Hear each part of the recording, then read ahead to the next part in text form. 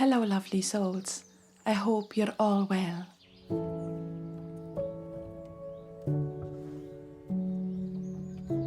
Besides experiencing cool days with a lot of wind, we did enjoy very warm days here in the east of Scotland as well.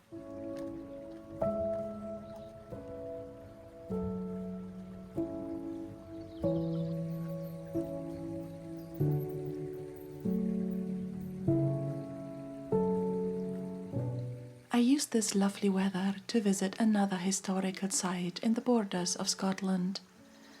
I have visited Eden Broch before, but this was during the winter months, so I was very eager to come back and experience it in the summer.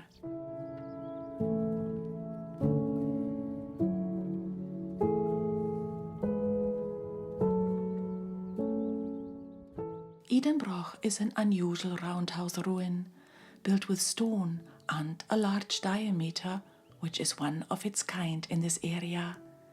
It has been built 2,000 years ago, and when arriving at the site, you can see why people chose this wonderful spot.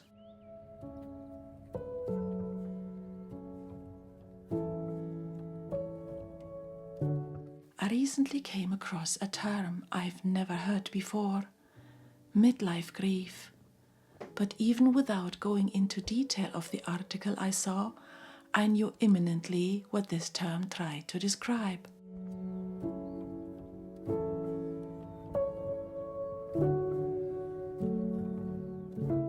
The grief we can feel once our milestones in life are behind us. We have gotten married, we have had children that might be grown up and have flown the nest. We bought a house, we traveled a lot. There seems to be a sense of grief in midlife that the future we dreamt of as young people has happened, lies in the past.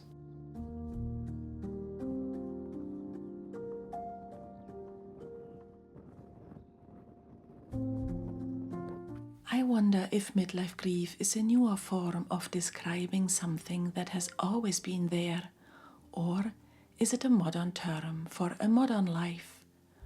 We no longer live in multi-generation households where we would look after the elderly or our grandchildren.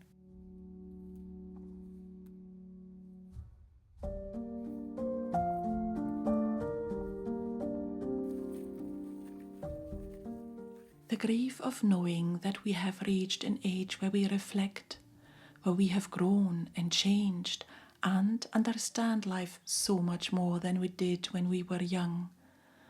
With the wisdom comes the knowledge that life is in fact not endless, and that we might not be able to think about things we might do in the future, as we have already done them.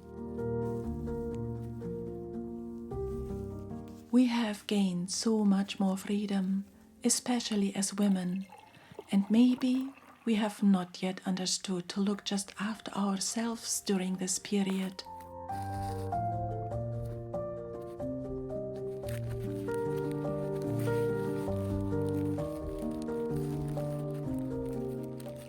Maybe in midlife our time has come. Time we can spend just for ourselves, without considering the chores and the responsibilities we once had. Midlife grief is a new term to me, and when I came across it, I started to reflect on it. The grief of things that have been. When I look back on my past, though, I do so with a feeling of nostalgia.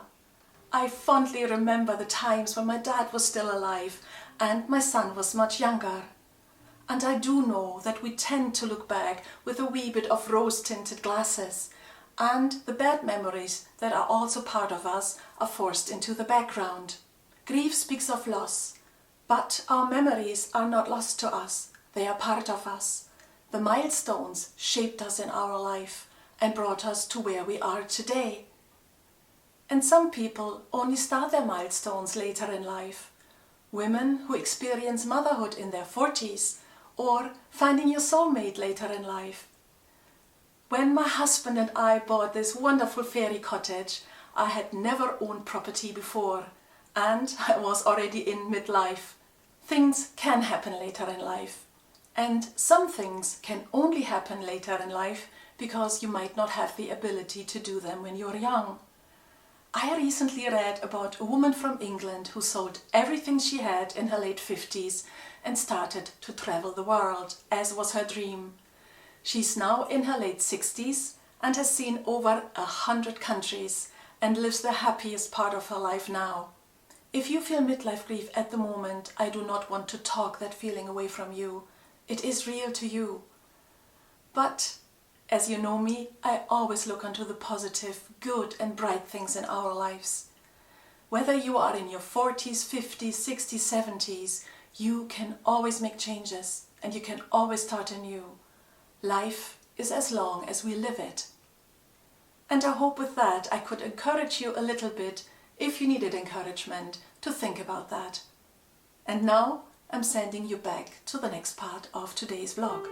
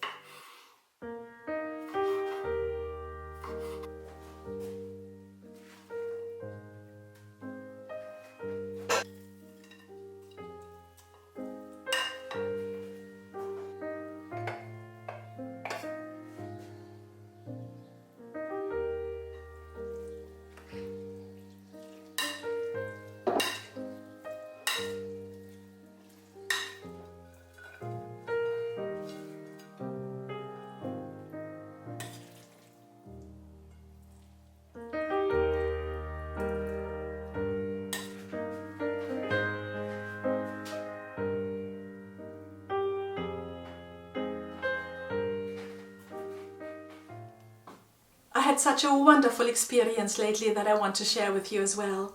If you are a member of the channel, you will already have seen this in the member only vlog. So I went to our high street lately to run some messages, as we call them. You call them errands. And spontaneously I decided to go into one of our charity shops. We do have 4 on the high street here. And charity shops are second-hand shops run by charities such as British Heart Foundation, Cancer Research, Oxfam or Children in Need. Often I buy household items there, and you've seen many in my content. I also have a look at clothes often, especially dresses, but lately I found that they are made of polyester mainly. But I don't like or appreciate polyester, and I don't think it's healthy for us. But I had a wee look at the dresses, and one dress stood out to me because it had a sign saying vintage. So I pulled it from the rack, and it happened to be a Laura Ashley dress. And if you watch my content, you know I love Laura Ashley. I have furniture from Laura Ashley, clothes and other household items. So I had a wee look at the dress, and yes, it is actually a vintage dress. The label says made in Wales. And Laura Ashley originally produced in Carno, which is in Wales. Later they produced in England and then other countries. So it was an original vintage piece. As I have done some research on vintage Laura Ashley dresses in the last year, I knew that these dresses are quite pricey, between 100, 150 or 200 pounds or dollars easily. So I was very intrigued, as you can imagine. I had a look at the price tag and was a bit confused because it said 24,350, and I thought, is this 24 pounds? Is this 350 pounds? And after further investigation and a wee bit of disbelief, it turned out that this dress actually cost £3.50. So I bought the dress. The price tag says it is a size 12, as did the hanger, which is a European 38 and an American 8. Now, vintage pieces can be a little smaller, but I thought that'll be fine. And when I arrived home, I saw it's actually a size 10, which is a 36 or 6. And I do not wear a size 6, but I thought I'd try it on with bated breath and fingers crossed, and it does fit me. It's because of the shape of the dress, it's floaty as you can see, and I'm so happy that I found this dress. It has a wonderful color. It is a dark navy blue velvet dress. The dress does have some blemishes though, which I'm not going to point out to you now. I can mend those. So this autumn and winter, when you see me wearing this dress, you know the backstory of how I found this wonderful vintage item.